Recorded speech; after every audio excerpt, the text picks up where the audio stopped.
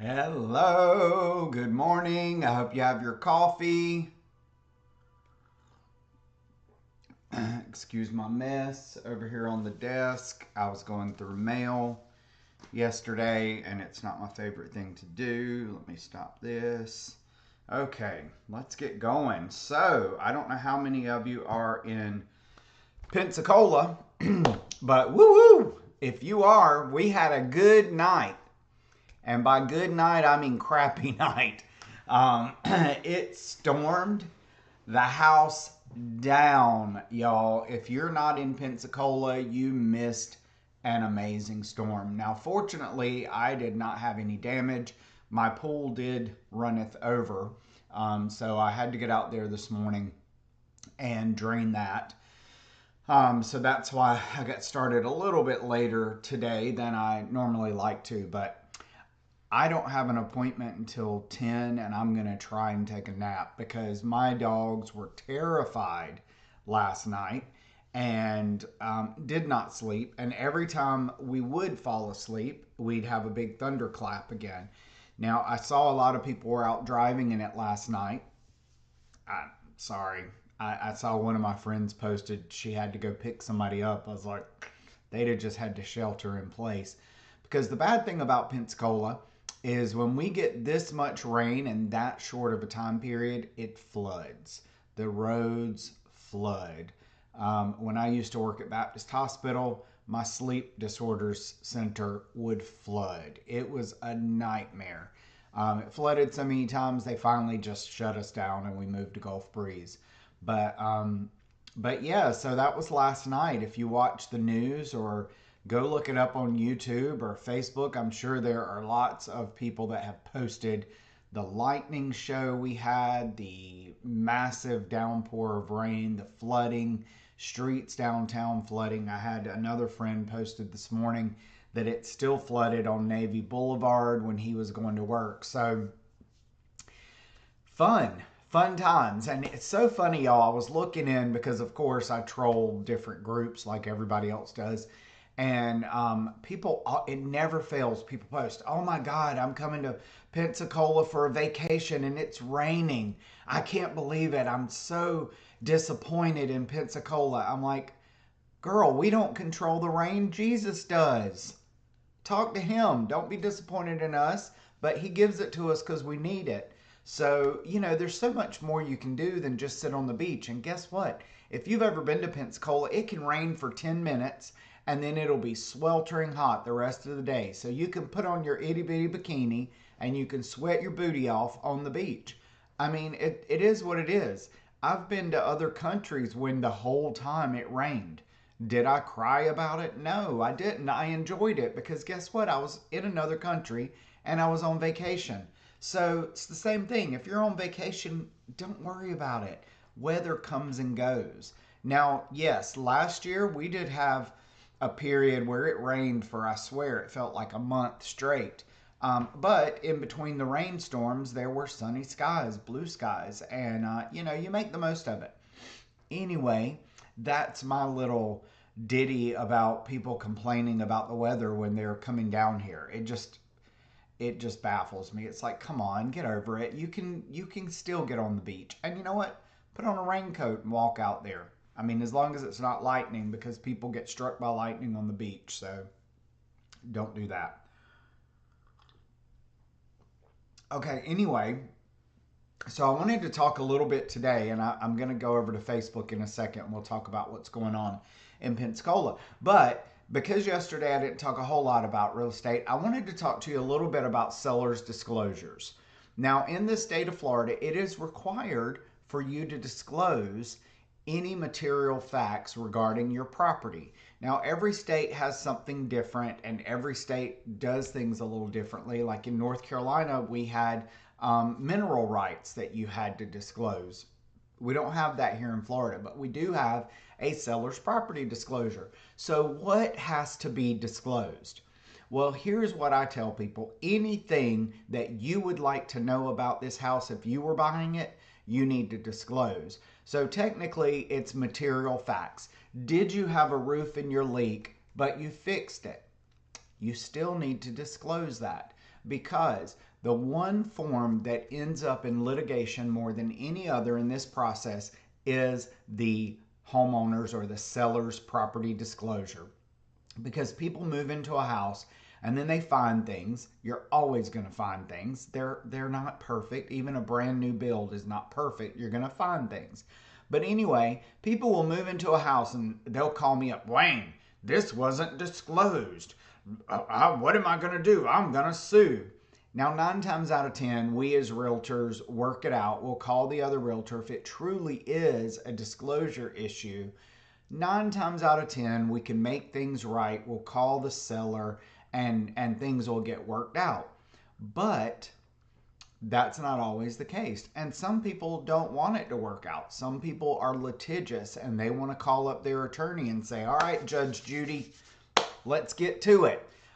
So what I advise any and every time, because a seller's property disclosure by law, the agent cannot fill that out for you. You have to fill it out yourself. The only thing we're allowed to do is put in the property address. And that's another thing. When you're filling these out, make sure your address is in there. I've seen so many that agents put on the MLS and it doesn't have a property address. And I won't have my client sign it if they're the buyer until it's got an address on it. So anyway, I lost my train of thought trying to be a smarty pants. Anyway, so seller's property disclosure, make sure you fill that out. It is required in the state of Florida. And some people say, well, they inherited the house. They don't know anything about it, so they don't have to fill it out. That's not true. In the state of Florida, there is a column that says, I don't know.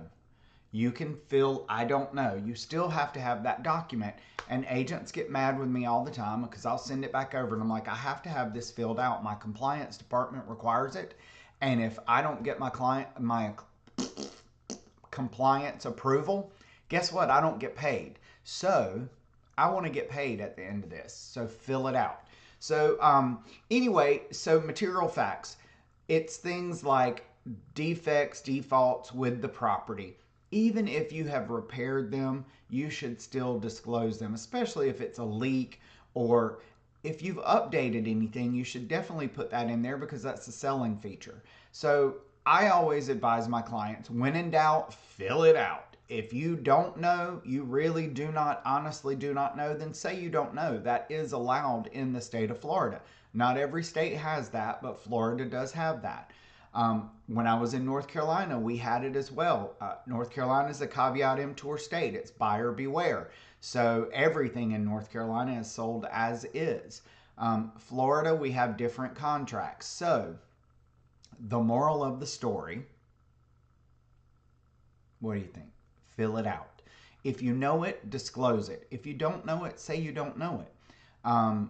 You know, here's the thing, because people often worry, oh, but if I tell them all this stuff, no, it's not going to turn people away. And if it does, then they weren't meant to buy your house anyway. But the thing is, if you disclose everything you know about the property, you're less likely to run into an issue later when they're doing inspections, because inspectors are going to find things. You know, if I went to a house one time, y'all, and the outlet didn't work. So what did the seller do? They just took it out and put a fake plate over top of it. So when the inspector's going through, he's like, oh, well, this one doesn't work. Now this inspector was like, it feels a little funny. It's a little shake. They don't take things apart generally. So when we had the handyman come out to give us a quote, he was like, there's no electric there at all. They had cut the wiring and capped it off. I mean, that's not a major thing, but it would have been easier if it was disclosed. It would have saved a lot of trouble, would have saved some time with the handyman, because we would have known we just got to get a new outlet put in there. So anyway, disclose it. Now, there are some things that you do not have to disclose. You do not need to disclose. You should not disclose. One thing is not disclosable, and most people don't get this. People get freaked out about it all the time. You do not have to disclose if someone has died in the home, no matter what form or fashion, whether it was natural or unnatural causes. That's not disclosable. If someone has a terminal illness such as HIV/AIDS, you do not and cannot disclose that. That is a protected class. So you don't have to disclose that. But again, material facts. If the door is barely hanging onto the hinges because you had a house fire and you didn't feel like fixing that one side of the house, that has to be disclosed. So it's just better to disclose it. And if you don't have room on the disclosure form, you can always add an additional page and fill it out. Now, again, even if you fix things, if you've had a massive roof leak, so case in point, I had one the other day. They replaced the roof because of Sally. They had some damage. They replaced the roof. So they disclosed it. Damage during Hurricane Sally, replaced the roof. Bam. Bob's your uncle. You're done. That's all you got to do. You don't have to go into major detail unless you want to. You just have to disclose what has gone on with the house. So there you go. That's disclosures. All right. Let's see what's going on in this here town. I don't know how many people are going to want to do things because, oh, somebody replied to me. I don't have, let me close all these things. Here we go. Let's find out what's going on in Pensacola this weekend. Oops, I just knocked myself off the page. Well, there we go. Well, we definitely know it's been raining all night, so that is something. Where are my, there we go. Here we go. Okay, let's talk about some events that are going on this weekend. I'm going to say my location, and we're going to say this here weekend. So we've got gallery night for Juneteenth. That is tonight at 5 p.m.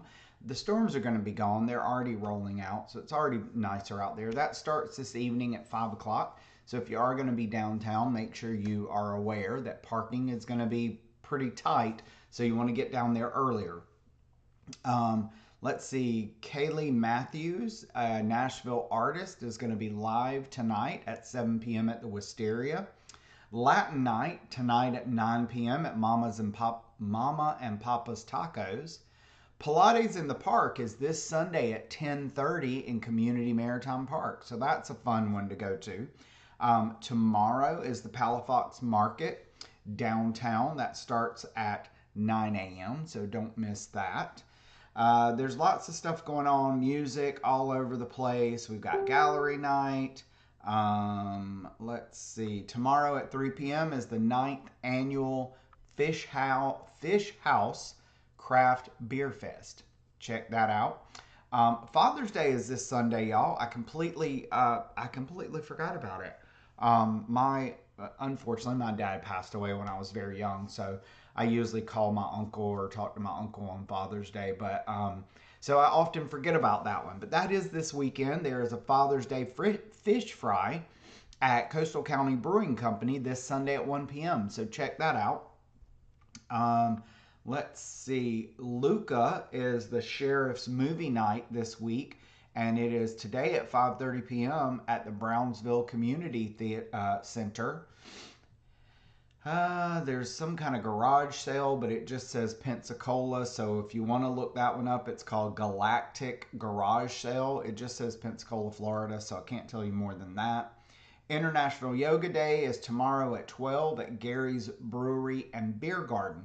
So there you go. There's a few things for you to do. There's a 35th annual Pensacola Junior Angler Billfish Tournament at the Santa Rosa Yacht Club. It says Friday, June 16th and 17th. So that's going on this weekend. And then there's a leash clinic at the Community Maritime Park. Bring your dogs at 10 a.m. tomorrow. So there you go. There's a few things for you to do this weekend here in Pensacola. There's always something going on. I mean, that's one of the reasons I love it here. I don't do as much of it as I used to, but it's nice to know that it's there if I want to do it. So there you go. That is your week wrapped up with Coffee with Wayne. So I hope you learned some things this week. I hope I was helpful, provided some good information to you. If you need me, call me. I always tell you that, but you know, if you need me, I'm here. I'm happy to help. I've got some new clients this afternoon, so I'm going to be going down to the office. Hopefully, by the time I go down to the office, the roads will be cleared up. So if you happen to be downtown and want to pop in the office, please do stop by and say hi. Also, if you or someone you know is interested in a career in real estate or is already in real estate but maybe looking for something a little different, we are recruiting at Levin Rinke, and I'm happy to help you with that. I'm also recruiting at the Peacock Group. So if someone's interested in joining a team, I'm happy to talk to you about how we run our team, how we collaborate, and what the benefits are of being on our team.